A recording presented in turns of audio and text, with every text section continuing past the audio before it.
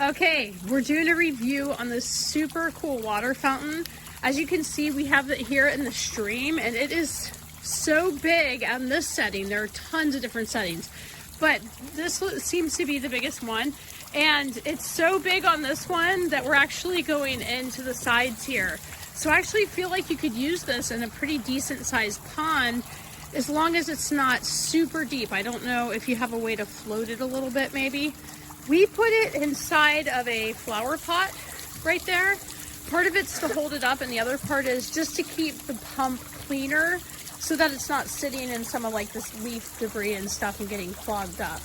So I think that's a really good idea if you've got kind of a muddier setting, and it's doing just great. It's really, really cool.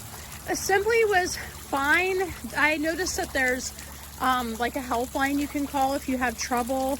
The manual is for several different pumps, so it's not, I feel like it's a little confusing that way, but honestly, we put it together. In fact, my 9-year-old son put this together without any trouble. He was like fitting the pieces, and it looks great, works great. So it also has an extra piece. Let me grab it here. This is it. There's a piece that you can use if you're using it for an application where you're hooking it to a hose and it's coming down a waterfall, right? So if you're not using it as this fountain, so you have that extra piece included, which is really nice.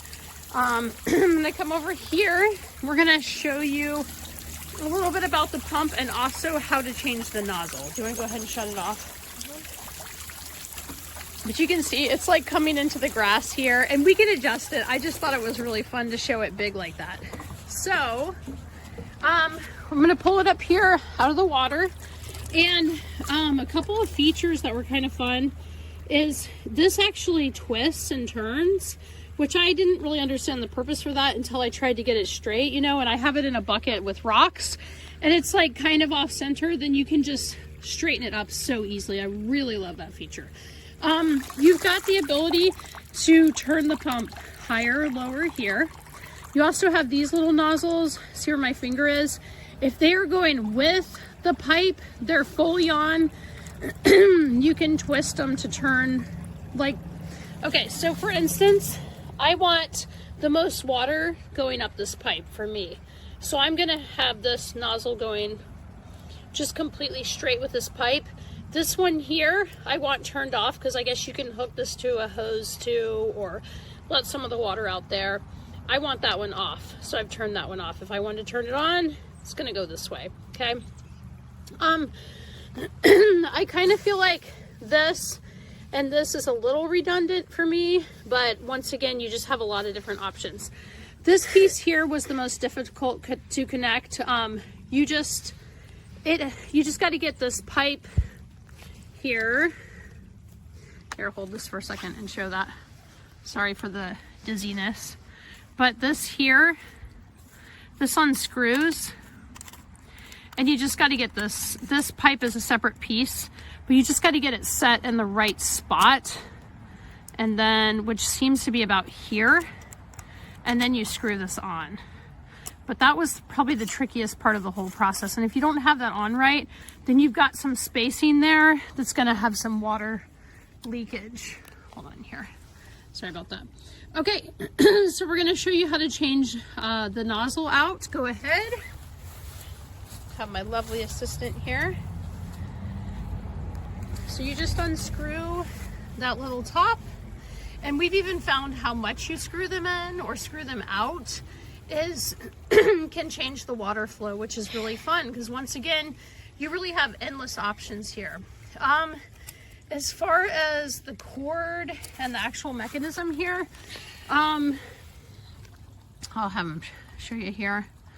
Stick that piece in and just screw that down. Okay.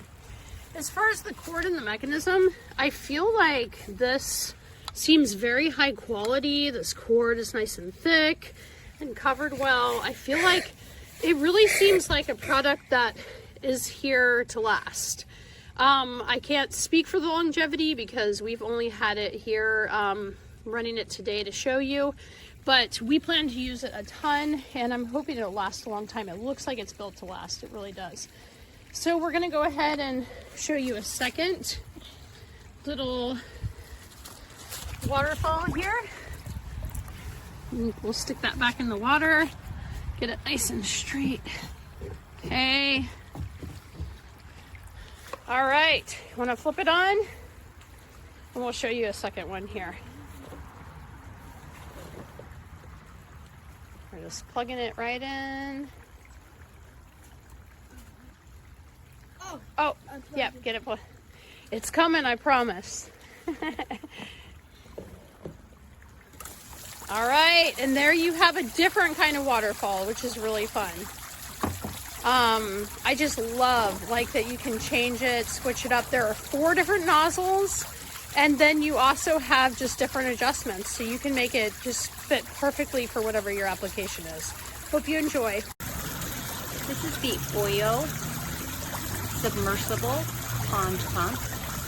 It moves 780 gallons per hour. It has several different attachments. You've got the sprayer, which, as you can see, is very attractive. It moves quite a bit of height in the pond, creating an aeration. Moving water is what gives your pond the oxygen that your fish need. It also comes with another attachment. It's an umbrella, and I haven't tried that one yet. I've always been a fan of the sprayers, as they move a lot of water, creating a lot of oxygen. It has just one piece that you can attach onto the pump, and it just screws on, and then you attach the height that you need. It's just simply sliding it up and down. And for anyone who is a beginner in your pond, if you're just needing to move a little extra water beyond your waterfall, it's a hot mess. We've had a lot of rain and wind yesterday, but if you're looking to just add a little water feature, this pump is super simple to put together.